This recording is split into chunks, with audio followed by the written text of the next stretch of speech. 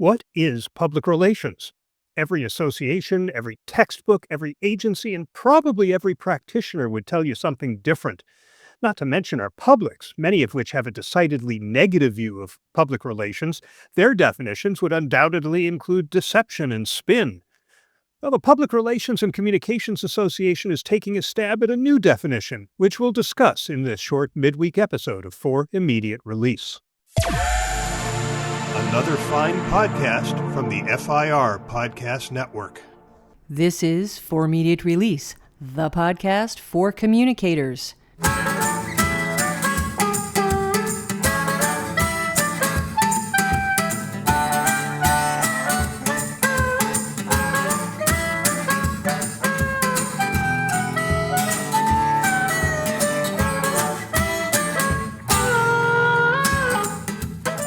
Welcome to For Immediate Release. This is episode 496. I'm Neville Hobson.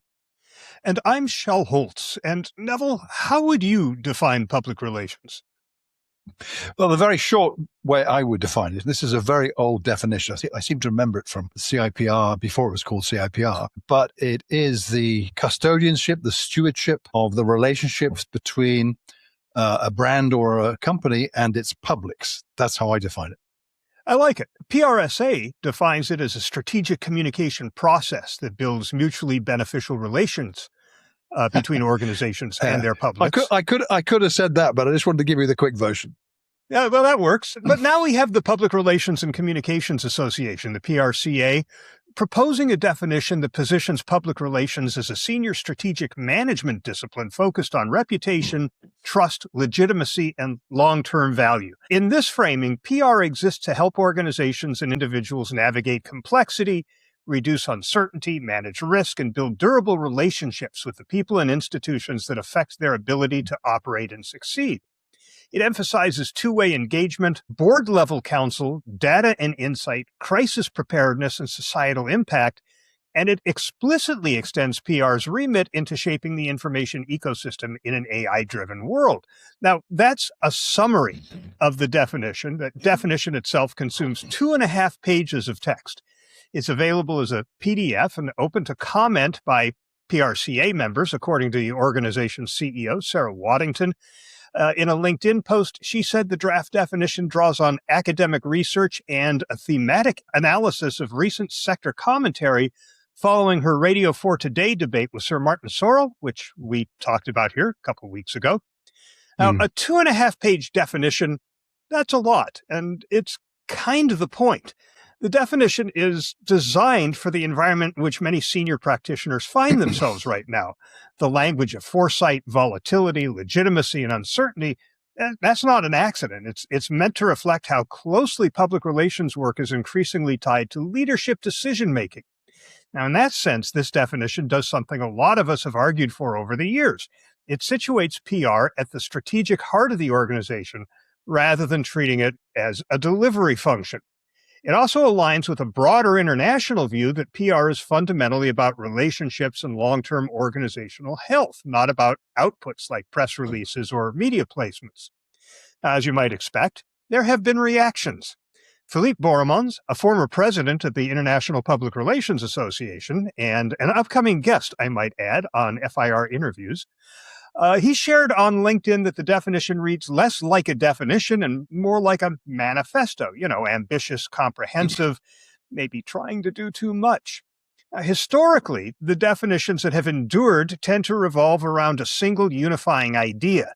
Think about the emphasis on mutually beneficial relationships in PRSA's definition, which, by the way, they adopted in 2012. Kind of conceptual anchor makes a definition portable. It's easy to explain, it's easy to teach, it's easy to remember, and it supports a broad range of practice. By contrast, the PRCA proposal advances a lot of important ideas all at once, trust, legitimacy, engagement, value creation, behavior change, societal impact. These are all part of PR for sure, but without a clear organizing principle, it's hard to find something to hang your hat on. There's also the question of tone and accessibility. The language is unapologetically corporate, and at times it sort of even delves into the academic. That may resonate strongly with board advisors and consultants, and that may well be intentional, but definitions don't just speak to executives. They're also meant to serve students, people just getting started in their careers, nonprofit and public sector communicators, and people working in community contexts. A definition that primarily reflects the experience of the profession's most senior tier risks narrowing its usefulness at a time when the field's already struggling with how it explains itself. One critique I find particularly important is the exclusive reliance on the concept of stakeholders. Now, you mentioned audiences or publics. Stakeholders are central to modern practice. There's no question about that. But public relations is always engaged with broader publics, too. Community, citizens, audiences whose perceptions matter even when they don't fit neatly into a stakeholder map. Leaning too heavily on stakeholder language nudges the discipline closer to management theory and a bit further from its roots in public engagement and public opinion. And, of course, there's the AI dimension. The definition explicitly calls out PR's role in shaping the information ecosystem, making sure organizations are represented accurately and credibly in AI-generated outputs. Some see this as overdue recognition of how information now circulates. Others question whether embedding AI so directly into a definition risks dating it or pulling tactics into what should be a more timeless statement of purpose. That tension is revealing, I think. It reveals a profession still negotiating how much of the current moment belongs in a definition and how much should be left to practice evolving over time. Now, if you work in PR, you should read this proposal less as a final answer, more as an aspirational statement. As a description of what public relations could be at its most strategic and impactful, it's pretty compelling, I'll be honest. As a concise, durable definition of the discipline, it may need sharpening, simplifying, a cleaner central idea. Definitions are just tools to help us explain our value, educate the next generation, and align practice across borders and sectors. The challenge is always balancing ambition with clarity. This proposal doesn't settle that challenge, but it does move the conversation forward. And for a profession that spent years arguing about where it belongs, that's not a bad thing. Neville, what do you think? I agree. I think, I'm looking at the PDF. By the way, I've not read this, so I will do that, and I'll probably write some comments at another time. But I think the first thing that grabs my attention in the PDF, it doesn't say who the author is. I assume it's Sarah Waddington. A new definition of public relations is needed to reflect the modern operating environment and illustrate how integral the discipline is to individual and organizational success. In short, the industry needs better PR for PR. I agree with that 100%. The kind of 10-second definition I gave you wasn't even a 15-second show. It was a 10-second. It's woefully inadequate for today, without doubt. It's interesting looking at this document. It doesn't, I guess you'd have to read somewhere else, which kind of asks you what to do when you've read this. This is very, very standalone. There's nothing in there to say, give us your thoughts or what do you think about this? I noticed Philippe's comment in his blog post talked about that this seems a complete thing and it looks like it begs from a lot more dialogue. I would agree with that. I don't see it as complete at all. I see it, and I'm sure Sarah mentions it somewhere else. Take a look at this and share your thoughts. PRCA members to comment on it. I think it's pretty close to through the end of the month. Yeah, and I would say she's going to get a lot of comments from non-PCR members as well because it's on LinkedIn after all. But I think, and I may add in 20 seconds worth rather than 10. But I think it's interesting just reading the headlines or the subtitles, let's say, on the core principles she talks about. Relationship-centered, not output-focused. I mean, that's very much in line with how the conversations are shifting. You know, it was all about inputs and outputs. Now it's not. It's about outcomes. And I think the need for this is good. I seem to remember, Shel, it's got to be 15 years ago, if not longer, when PRSA led the charge to redefine public relations in the US. That was picked up by practitioners here in the UK. There was an awful lot of dialogue went on, and then nothing happened at all. So hopefully this will be different. But again, glancing through what some people have been saying to Sarah's posts, I see these as kind of random comments, mostly not very structured. There's 8 comments on Sarah's post that I'm looking at right now. And she explains it quite well. She says very clearly, as you noted, this is why the PRCA has today launched a members-only consultation on a new definition for PR. Okay, I get that, but I think she would be wiser to make this completely open, not just restrict it to PRCA. The praise PRCA will get from this is taking the initiative and leading it into development for any practitioner to pass comment on it. And I'm wondering whether she or PRCA engage with any other professional body to kind of join them in this. But it's good. And I think just glancing at some of the comments, good stuff here, says one person, great initiative, says another. And that, and that's all I'm seeing right now with previous replies. Have a look at that. What does that say? Some others talking about Richard Bagel's in there with some comments. That's good to have him chipping in. The measurement into a meaningful measurement story, complete with the relevant data points that link planned organizational objectives, activity output, then comes together simply and succinctly is the skill required, he says. Trouble is there are so many shiny new tools out there. So it requires a lot of dialogue, Shel, I think, and hence the point of doing this, really. So that's what it looks like to me just on a glance at this PDF. I'm going to study it a bit more because it's well done to do this, to present this. So my only hand up is say, why did you just restrict it to PRCA? I'm not a PRCA member. I'm not going to join them just because of this, by the way. I joined IBC, and that's where my focus is, on professional associations. But I very much support what they're doing. And you mentioned we did talk about the interview she did on BBC Radio 4 with her opponent was, what's his name? Martin Sorrell. Yeah, Martin Sorrell. Yeah, exactly.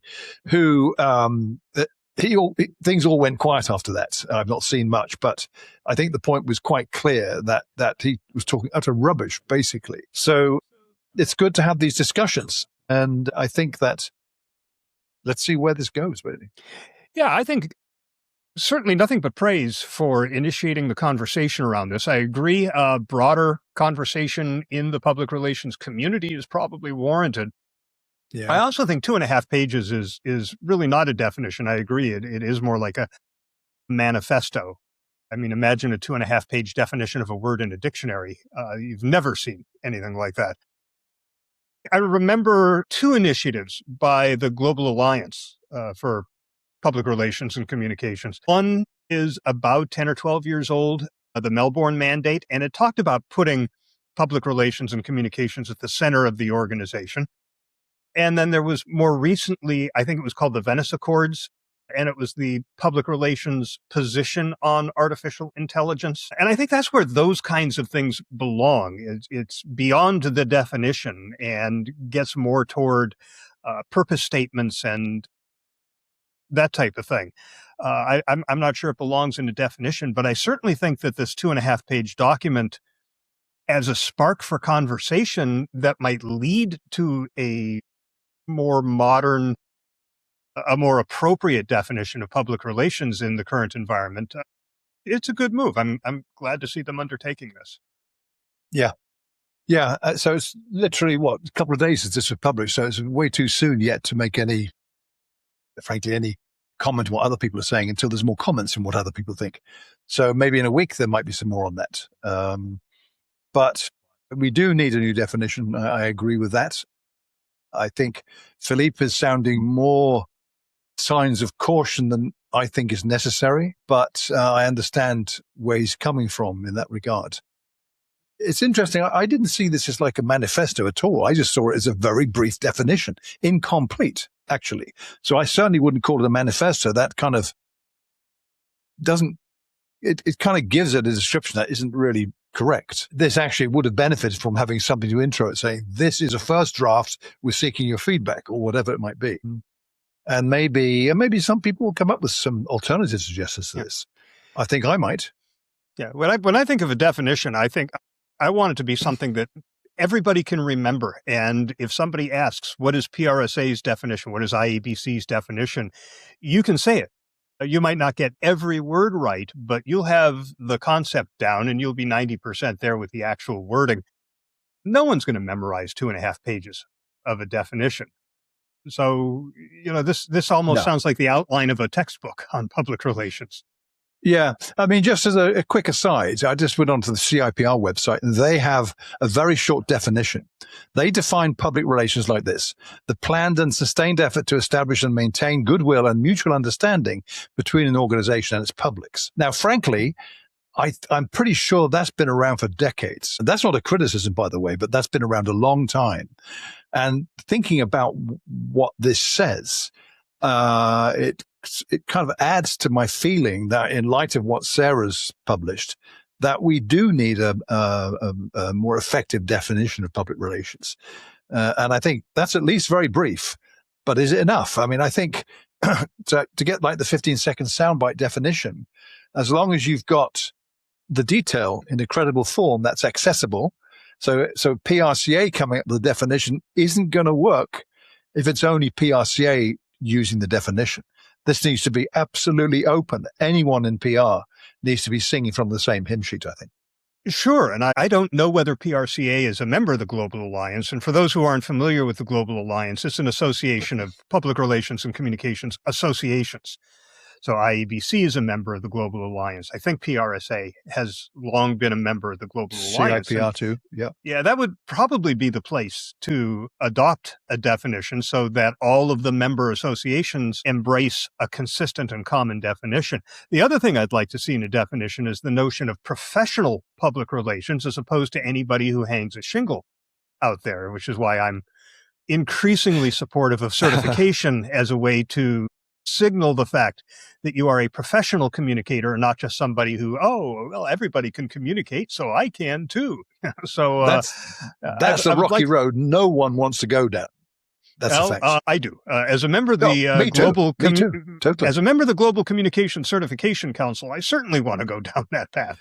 Well, that's good. In that case, you've got work ahead of you in that case, Shel, frankly, because we've been here so many times. And like a lot of things, we've talked about this ourselves even. People don't like change, they'll resist it because of this, that, or the other. And that's exactly what will happen. It's a bit like the debate going on currently about should the UK government prohibit X and ban it entirely from the UK? And I'm seeing all the arguments about yes or no. So it needs somebody to take a very strong, forceful lead on getting this on the public agenda to talk about. And again, it reinforces my view. I think it's an excellent initiative by PRCA, but this needs to be wide in the industry. Otherwise, you will end up with more than one definition. Oh, undoubtedly. And I think if you pull down any public relations textbooks and compare, you're going to find similar but not exactly the same definitions of public relations. So I agree. A consistent definition that serves the entire profession and calls out professional communication versus anybody just doing it. Agree with that. It's a good thing. Listeners, take a look at the definition. We have a link to it in the show notes, the proposed one. We also have a link to Sarah's post where she explains it. And let us know, what do you think of this definition? What would you change? We'll share those views if you share them with us on an upcoming edition. And that will be a 30 for this episode of For Immediate Release.